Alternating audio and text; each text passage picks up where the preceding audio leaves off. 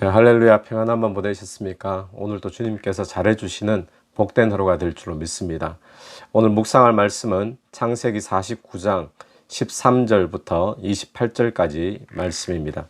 오늘은 먼저 말씀 읽지 않고 저희들이 함께 나누면서 말씀을 함께 보도록 그렇게 하겠습니다. 오늘 내용은 어제 본문에 이어서 계속해서 야곱이 아들들을 축복하는 내용이 등장을 하고 있습니다. 그런데 이 본문을 또 보시면 아시겠지만 그 축복의 내용이 대단히 또 함축적이고 또 추상적이어서 우리가 구체적으로 어떤 내용을 말하고 있는지 정확하게 알 수는 없습니다. 그러나 이제 추측할 수 있고 이제 대략적으로는 알 수 있겠죠. 그래서 한 절 한 절 저희들이 먼저 볼 텐데, 오늘 첫 번째로 이제 축복하는 자녀들은 스불론 그리고 이사갈, 단, 이 자녀들에 대해서 축복을 하는데, 스불론에 대한 축복이 먼저 나옵니다. 13절 말씀. 스불론은 해변에 거주하리니 그곳은 배 매는 해변이라 그 경계가 시돈까지로다. 스불론에 대한 축복은 예언은 이 바다를 접한 땅에 이제 정착해서 살 것이다. 이제 그런 예언이고요. 또 그 다음 두 번째로는 이사갈 14절부터 15절까지 말씀입니다. 이사갈은 양의 우리 사이에 꿇어 앉은 건장한 나귀로다. 그는 쉴 곳을 보고 좋게 여기며 토지를 보고 아름답게 여기고 어깨를 내려 짐을 메고 앞제 아래에서 섬기리로다.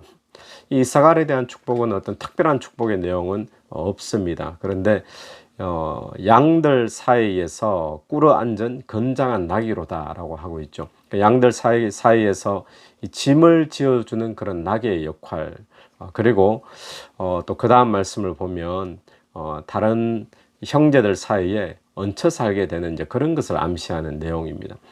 그리고는 15절 말씀에 보니까 이런 내용이 있었죠.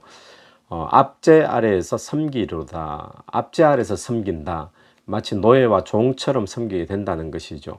이 이사갈 지파는 이스라엘의 다른 지파들보다 성경 속에서 굉장히 희미한 그런 지파로 나타납니다. 일부 주석가들의 말에 의하면 이사갈이 가나안 땅에 정착한 뒤에 가나안 땅을 물리치고 이제 그 땅을 이제 정복하고 그렇게 살아야 되는데, 이 가나안 사람들을 물리치지 못하고 같이 살다 보니까 오히려 그들에게 지배를 당하게 되고 또 그들에게 흡수당해 버리지 않았나, 그런 추측을 주석가들은 하게 됩니다. 이사갈이었고요. 또 그 다음은 단에 대한 축복입니다. 16절과 17절인데, 단은 이스라엘의 한 지파 같이 그의 백성을 심판하리로다.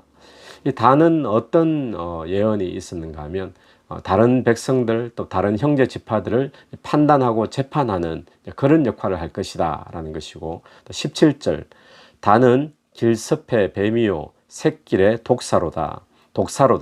말굽을 물어서 그 탄자를 뒤로 떨어지게 하리로다. 이 길섭의 뱀, 샛길의 독사. 여러분, 샛길의 독사는 뭐 무리가 아니죠. 하나의 작은 이제 그런 개체인데, 그렇지만 맹독을 품고 있기 때문에 뭐 물게 되면 위협을 가할 수 있는 그런 존재이죠. 그러니까 이 단은 작고 연약하지만 맹독을 품은 그런 독사처럼 원수들에게 위협을 가하는 그런 지파가 될 것이다. 이제 그런 예언의 내용입니다. 그 다음 갓에 대한 예언입니다. 19절. 갓은 군대의 추격을 받으나 도리어 그 뒤를 추격하리로다. 원수들에게 쫓기지만 도리어 추격한다. 지지 않는다. 이제 그런 이제 용맹한 지파가 될 것이다 라는 내용이고요. 그 다음 아셀 20절입니다. 아셀에게서 나는 먹을 것은 기름진 것이라 그가 왕의 수라상을 차례이리로다. 아셀은 기름진 땅을 이제 차지하게 될 것이고, 이제 거기서 풍성한 좋은 소산물들을 이제 먹게 될 것이다 라는 예언입니다. 그 다음 납달리에 대한 예언 21절. 납달리는 노인 암사슴이라 아름다운 소리를 바라는도다. 이 납달리에게는 암사슴의 복을 빌어줍니다. 암사슴은 어떤 것을 상징할까요? 풍요로움 가운데, 평안함 가운데 뛰어노는 그런 아름다운 짐승의 어떤 목가적인 그런 모습을 우리가 보게 되죠. 그러니까 이 납달리는 풍요로움을 누리고 또 자유로움을 누리면 뛰노는 그런 암사슴으로 이제 축복이 빌어졌습니다. 그 다음 나오는 인물이 요셉에 대한 축복입니다. 요셉에 대한 축복의 내용은 22절부터 26절까지 내용인데, 요셉에 대한 축복은 나중에 지파로 이어지게 될 때 요셉의 두 아들인 므낫세와 에브라임에 대한 축복으로 이어지게 되는 거죠. 그래서 이 내용을 보면 유다를 제외한 다른 모든 형제들에게 주었던 그 축복의 내용들이 다 합해져 있는 듯한 그런 축복이 요셉에게 주어집니다. 요셉에 대한 축복의 내용을 세 섹션으로 우리가 구분을 지을 수 있는데, 첫 번째는 번성입니다. 번성. 22절 말씀. 요셉은 무성한 가지 곧 샘 곁에 무성한 가지라 그 가지가 담을 넘었도다. 무성한 가지로 표현되어서 번성할 것이다. 그래서 담을 뛰어넘을 만큼 그렇게 번성함을 누릴 것이고, 두 번째는 보호입니다. 보호. 번성의 축복이 있었고 또 보호의 축복. 23절과 24절입니다. 활 쏘는 자가 그를 학대하며 적개심을 가지고 그를 쏘았으나 요셉의 활은 도리어 굳세며 그의 팔은 힘이 있으니 이는 야곱의 전능자 이스라엘의 반석인 목자의 손을 힘입음이라. 하나님께서 그를 지켜주시고 또 활 쏘는 자가 그를 학대하고 쏘았지만 요셉의 활이 더 굳세어서 더 힘이 있어서 하나님이 그 손을 붙잡아 주시고 지켜주신다라는 그런 예언이죠. 세 번째, 번성과 보호와 세 번째는 축복입니다. 말 그대로의 축복. 25절 말씀. 내 아버지의 하나님께로 말미암나니 그가 너를 도우실 것이요 전능자로 말미암나니 그가 네게 복을 주실 것이라. 위로 하늘의 복과 아래로 깊은 샘의 복과 젖먹이는 복과 태의 복이리로다. 그 위로 하늘에서 내리는 복, 아래로 또 깊은 샘에서 솟아오르는 복. 그래서 무엇을 의미하겠습니까? 땅의 풍요로움을 의미합니다. 위에서부터 내리는 복, 하늘로부터 비를 내리고 햇빛을 주고 이런 복이죠. 땅에서는 샘이 터져서 물을 내는, 그러니까 땅의 풍요로움, 경제적인 풍요로움, 이런 축복을 이야기하고, 또 젖먹이는 복과 태의 복, 이것은 자손이 번성하게 되는 그런 복을 의미하죠. 또 26절 말씀. 내 아버지의 축복이 내 선조의 축복보다 나아서 영원한 산이 한 읍슴같이 이 축복이 요셉의 머리로 돌아오며 그 형제 중 뛰어난 자의 정수리로 돌아오리로다. 이 야곱 자신이 조상에게 물려받았던 그 모든 축복을 지금 요셉에게 다 빌어주고 있는 모습이죠. 그러니까 요셉과 요셉의 자손들이 누리게 될 복은 정말 대단한 복, 한없는 복을 누리게 될 것이다라는 것을 우리가 엿볼 수 있습니다. 세 가지 복을 구분해서 우리가 볼 수 있는데, 번성, 그리고 보호, 그리고 하나님께서 땅의 복으로 또 자손의 번성함의 복으로 이제 그렇게 채워주신다라는 요셉의 복이었습니다. 그 다음 마지막, 이제 야곱의 아들 가운데 마지막 아들인 베냐민에 대한 축복이 주어지는데, 27절 말씀입니다. 베냐민은 물어뜯는 일이라 아침에는 빼앗은 것을 먹고 저녁에는 움킨 것을 나누리로다. 물어뜯는 이리로 비유했습니다. 용감하다는 거죠. 용감무쌍한 그런 이제 용사가 된다.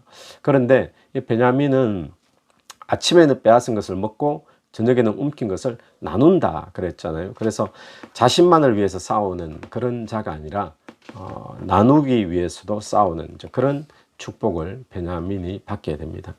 자, 우리가 지금 이 야곱의 아들들에 대한 축복 한 사람 한 사람 우리가 지금 유다, 요셉 포함해서 다 보았는데, 지금 야곱이 축복하는 것은 단순히 지금 야곱의 아들들에게만 축복하는 것이 아니라 이 아들들이 결국 지파의 시조가 되죠. 그러니까 각 지파의 앞일에 대해서도 함께 지금 예언하고 있는 그런 내용입니다. 그러니까 이 축복의 내용들은요, 단순히 야곱이 어떤 개인적인 생각, 개인적인 의도에서 말한다라고 우리가 보는 것이 아니라, 이 야곱이 말하는 축복과 때로는 또 저주도 섞여 있죠. 이 예언은 하나님의 섭리 가운데서 하나님이 야곱을 통하여 하신 말씀이다, 하신 예언이다. 우리는 그렇게 봐야 되는 것입니다. 그래서 그 내용을 보면 똑같은 야곱의 아들들이지만 그 축복의 내용들은 각각 다 다르다라는 것을 우리가 보게 되죠. 다 같은 이스라엘 족속이고 또 다 같은 하나님의 백성이지만 그 축복의 내용이 각각이 다 달랐던 것입니다. 여러분, 오늘 우리의 삶도 마찬가지입니다. 우리가 다 같이 구원받은 백성이고 또 하나님의 백성이고 하나님의 자녀이지만 그러나 누리는 축복은 다 다르다라는 것을 우리가 알아야 됩니다. 왜 다를까요? 왜 이 같은 야곱의 아들인데 같은 이스라엘 백성, 하나님의 백성, 이스라엘 12지파인데 왜 받는 축복은 다 다를까요? 그 차이는 뭐겠습니까? 오늘 마지막 9절인 28절 말씀 한번 보시면 이들은 이스라엘의 12지파라 이와 같이 그들의 아버지가 그들에게 말하고 그들에게 축복하였으니 곧 그들 각 사람의 분량대로 축복하였더라. 그들에게 축복하였으니 곧 그들 각 사람의 분량대로 축복하였더라 라고 분명히 이야기를 합니다. 각 사람의 분량대로 어떤 의미일까요? 이것은 이 각 사람이 살아왔던 삶의 모습, 또 삶의 행위, 또 그들의 인격, 여기에 따라서 하나님이 축복해 주신 것이죠. 그러니까 각 아들들이 받은 이 축복은 상당 부분이 무엇과 연결되어 있는가 하면 그들의 인격과 또 그들의 삶의 어떤 결과다라는 것을 우리는 보게 되어지는 것입니다.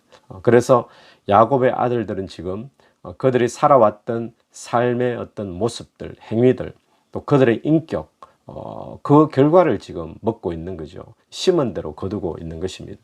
그런데 중요한 것이 그들뿐만 아니라 그들의 행실이 어디에까지 영향을 미칩니까?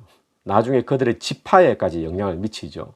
그래 그들의 후손에게까지 영향을 끼치게 된다는 것입니다. 그래서 어떤 이들은 긍정적인 영향을 후손에게 끼치게 되고 또 어떤 이들은 부정적인 영향을 끼치게 되는 것이죠. 그리고 이것은 굉장히 중요한 이야기죠. 오늘 우리가 지금 하나님 앞에서 살아가는 이 신앙의 모습이 내 삶에만 어떤 복이냐 또 긍정적이냐 부정적이냐 이런 영향뿐만 아니라 내 자녀들, 내 후손들에게까지 긍정적인 영향을 끼칠 수도 있고 부정적인 영향을 끼칠 수도 있다라는 것을 우리에게 보여주는 말씀입니다.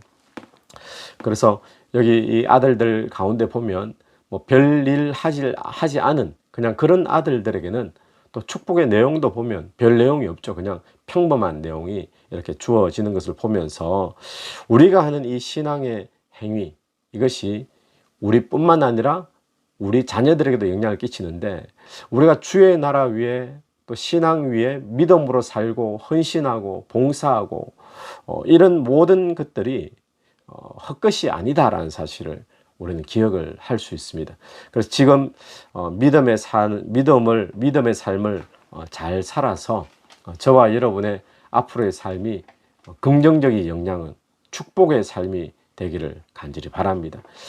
그래서 이렇게 믿음으로 사는 것, 그리스도의 인격을 다듬어가며 사는 것, 때로는 힘들게 보일 수도 있고 때로는 세상 사람들이 볼 때 바보처럼 보일 수도 있지만 그러나 축복의 근원 되시는 하나님이 축복해 주실 때 내 인생뿐만 아니라 또 우리의 자녀들, 우리 후손에게까지 긍정적인 영향으로 끼칠 수 있다라는 이 말씀을 오늘 붙잡고 오늘 또 믿음으로 또 주의 나라 위에 헌신하면서 또 봉사하면서 살 수 있는 그런 저와 여러분이 되기를 간절히 바랍니다.